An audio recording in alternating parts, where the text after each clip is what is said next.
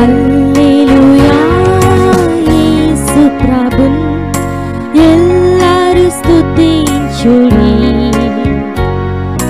వల్లభుని చర్యలను తిలకించి స్తుతించుడి. Praise the Lord. దేవునికి స్తోత్రము కలుగునుగాక.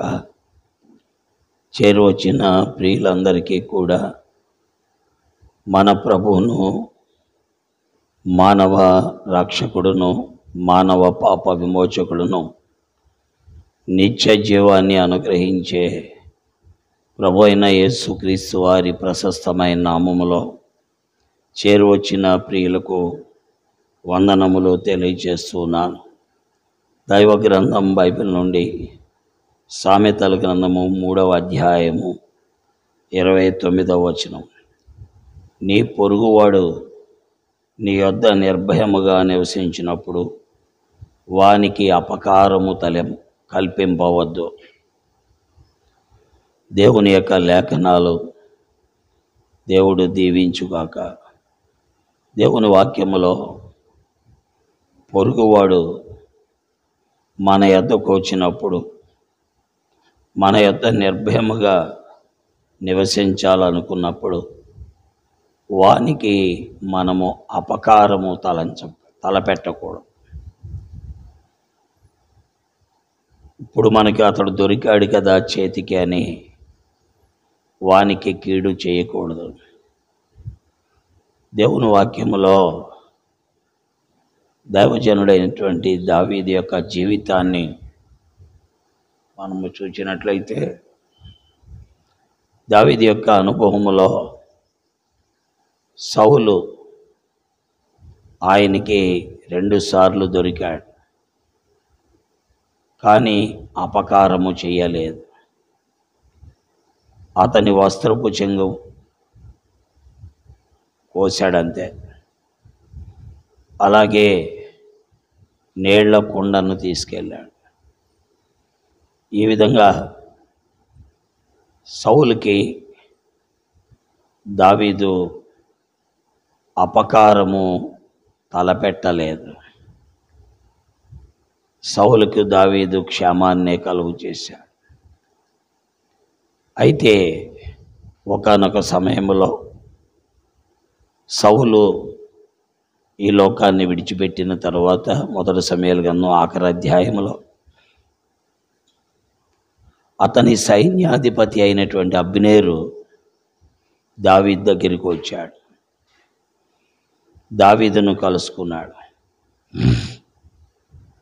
దావీదు, నువ్వు సౌలు దగ్గర సైన్యాధిపతిగా చేశావు, ఇప్పుడు నా దగ్గరికి వచ్చావు, నాకు కీడు చేయాలనుకుంటున్నావు. ఇలాగ అనకుండా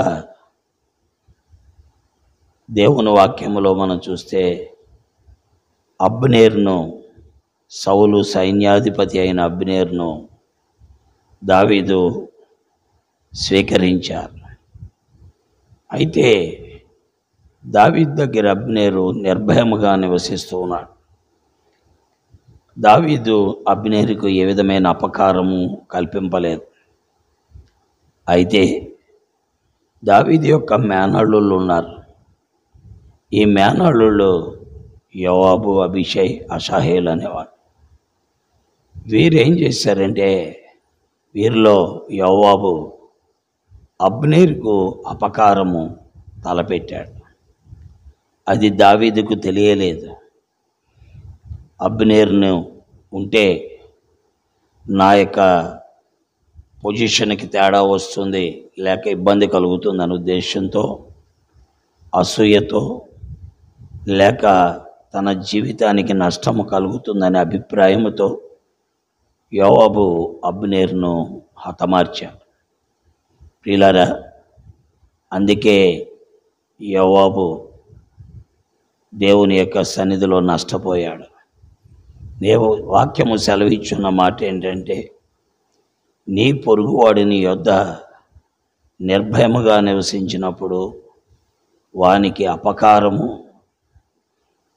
కల్పింపకూడదు. దావీదుకున్న స్వభావము యోవాబుకు లేదు. అందుకే యోవాబు సొలొమోను రాజు అయిన తర్వాత తొలగించబడినట్లుగా వాక్యంలో చూస్తున్నాం. కాబట్టి ప్రియులారా, దేవుని వాక్యము ప్రకారము మన జీవితాలు జీవించాలి.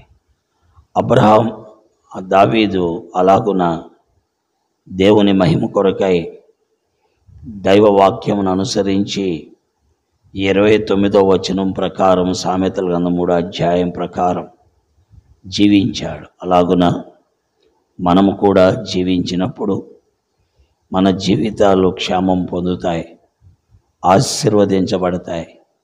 అందుకే దేవుడు దావీదు గురించి ఏమన్నా అంటే, ఇతడు నా హృదయానుసారుడు, ఇతడు నా ఉద్దేశములన్నీ నెరవేర్చినవాడు అన్నాడు. కాబట్టి ప్రియులారా, దావీదుకున్న స్వభావము దావీదు సైన్యాధిపతి అయిన యోవాబుకు లేదు. కాబట్టి గుర్తెరిగి దావీదు యొక్క స్వభావాన్ని కలిగి దేవుని ద్వారా ప్రశంస పొందినట్లు పరిశుద్ధాత్మ దేవుడు మనకు సహాయం చేయనుగాక. ఆమేన్. ప్రేమ కలిగిన తండ్రి, పరిశుద్ధుడు అయిన నమ్మకమైన మా దేవా, నీ ఘనమైన ఉన్నతమైన నామం కొరకై నీకు స్తోత్రాలు. నీ వాక్కును బట్టి స్తుతిస్తున్నాం. దావీదు ఏ విధంగా సౌలు విషయములో మెలకుతో అపకారం తలపెట్టలేదు, అలాగే అబ్నేరు వచ్చినప్పుడు అబ్నేరు కూడా అపకారం తలపెట్టలేదు. అయితే దావీదు సైన్యాధిపతి అయిన యోవాబు అబ్నేరుకు అపకారం తలపెట్టాడు. అంతేకాదు, నా ఏలినవాడ, నీవు గనక సెలవిస్తే సౌలుని నేను హతమారుస్తానన్నాడు. అయితే దావీదు ఒప్పుకోలేదు.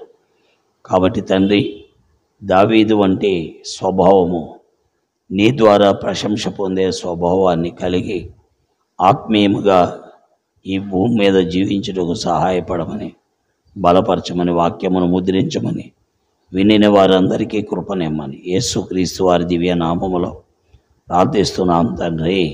ఆమేన్. Praise Lord. దేవుడు మిమ్మల్ని దీవించి ఆశీర్వదించును గాక.